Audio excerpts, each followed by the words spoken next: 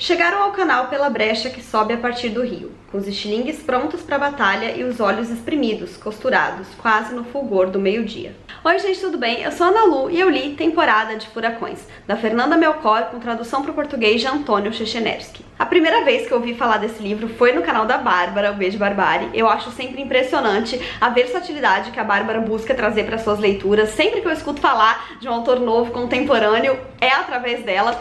Mas eu não lembro se eu cheguei a assistir a resenha na época que saiu, ou se eu só ouvi ela falando do livro no Instagram, enfim. O fato é que eu não sabia nada sobre essa história, até que ele foi escolhido para ser o livro, acho que do mês de agosto, do Leia Mulheres aqui do Rio, e eu achei que era uma ótima oportunidade para conhecer essa obra, mesmo que eu não soubesse nada dela. Fiz a leitura e foi assim, um daqueles livros que é perfeito para uma discussão de clube do livro, porque ele tem muitas camadas, rende muita coisa. Enfim, hoje a gente vai falar um pouquinho sobre ele. Bom, a minha primeira estranheza com esse livro, logo que eu comecei a ler, foi que eu nunca tinha nem folheado ele antes, né? Eu realmente não sabia qual era a sua estrutura. E eu peguei pra ler ele num momento que eu não tava muito legal, tava bem cansada, bem estressada, e eu descobri que ele é tipo um Saramago, assim. Não na linguagem, é claro, mas no estilo da narrativa. Ele é um livro sem pausas, ele tem capítulos, mas essa é a única divisão que existe. A partir daí é texto corrido sem parar. E quando eu peguei pra ler, isso me exauriu, eu confesso. Eu falei, meu Deus, eu não tava preparada pra isso. Porque quando eu pego um Saramago, eu já sei o que me espera. Mas como esse daqui eu não tinha nem folheado antes, eu confesso que ele foi bastante difícil pra mim nos primeiros dias.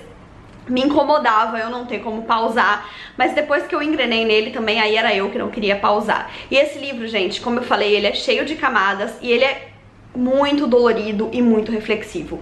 A Fernanda Melchor é uma escritora mexicana e aqui nessa obra ela vai trazer uma história que se passa numa vila fictícia no México, um país extremamente violento e uma vila muito pobre e muito mesmo violenta.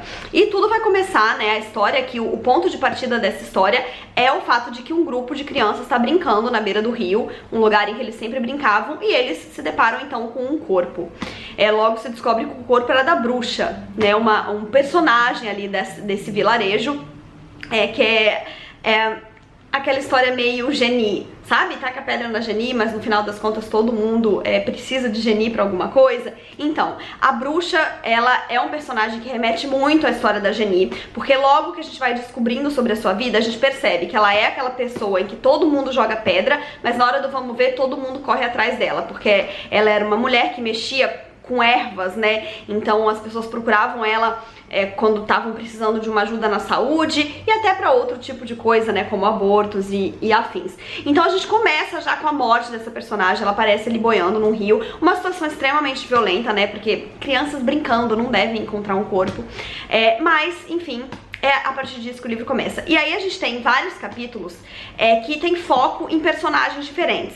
Mas é uma coisa muito interessante o que a Fernanda faz aqui, porque ela vai costurar uma história que parece querer falar sobre a bruxa por meio de outras pessoas, né? Aquela coisa de como falar de uma pessoa sem falar diretamente dela, né? Por meio do que todas as outras pessoas que estão em volta acham.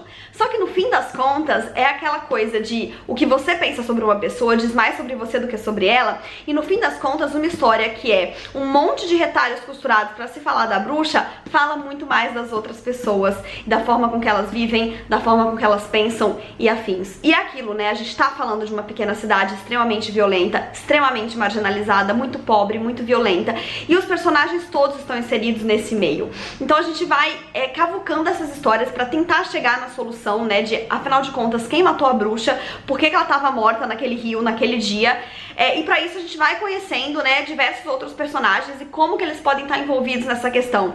Só que é isso, a gente vai conhecendo cada um deles, e é impressionante como cada um deles vai te gerar um tanto de raiva e um tanto de empatia. Eu acho que isso é o principal que a Fernanda quis trazer aqui. É você analisar uma situação muito marginalizada e perceber o quanto as pessoas são muito mais vítimas do que agentes dessa violência e desse caos, porque aquilo é tudo o que elas conhecem. É um livro muito profundo, muito dolorido e, como eu falei, cheio de camadas. Cada um dos personagens aqui começou a me interessar muito à sua maneira. Cada capítulo que eu li eu pensava, não, esse capítulo é o melhor, esse capítulo é o melhor, porque todos os personagens são muito bem construídos, apesar deles terem aqui poucas páginas cada um, sabe? É um livro que depois que eu engrenei nele, eu não conseguia parar, de verdade.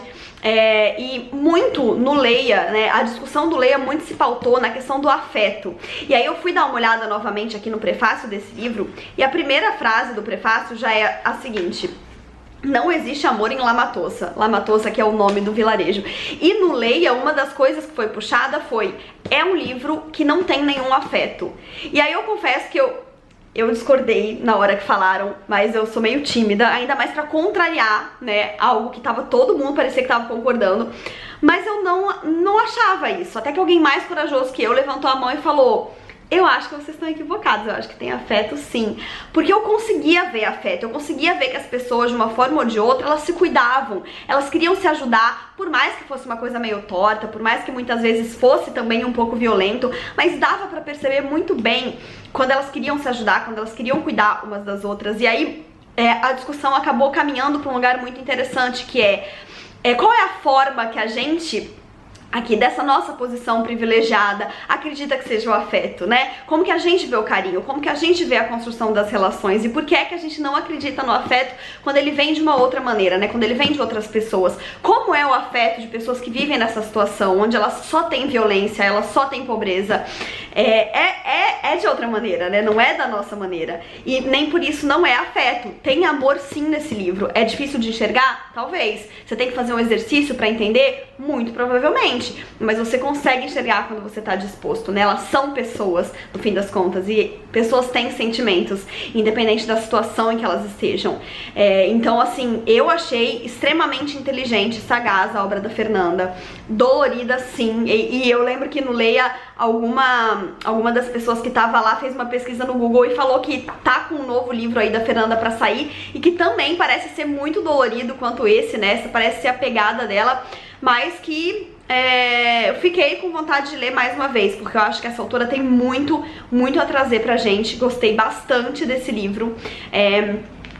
Toda a história dessas pessoas me comove profundamente, e é aquilo, né? Teve uma outra pessoa no Leia que falou que aqui a gente tá falando de um pequeno vilarejo no México, mas isso acontece muito mais perto da gente do que a gente imagina, né? Então é uma história que a gente pode transpor pra diversos lugares e diversas realidades, e que infelizmente continua fazendo muito sentido. Me contem aqui embaixo se vocês já tinham ouvido falar desse livro, se vocês já leram. É um livro de uma editora independente, né? Acredito que bastante pouca gente conheça, mas que eu acho que vale muito a pena. É claro, né, dando um aviso de gatilho aí, porque como eu falei, tem bastante violência em diversos níveis, inclusive violência sexual, violência contra a mulher, então vale aí, né, esse alerta. E então é isso, espero que vocês tenham gostado desse vídeo. Não se esqueçam de se inscrever no canal se ainda não forem inscritos, deixarem um joinha se curtiram, porque isso ajuda muito o canal a crescer. Um beijo e até a próxima. Tchau!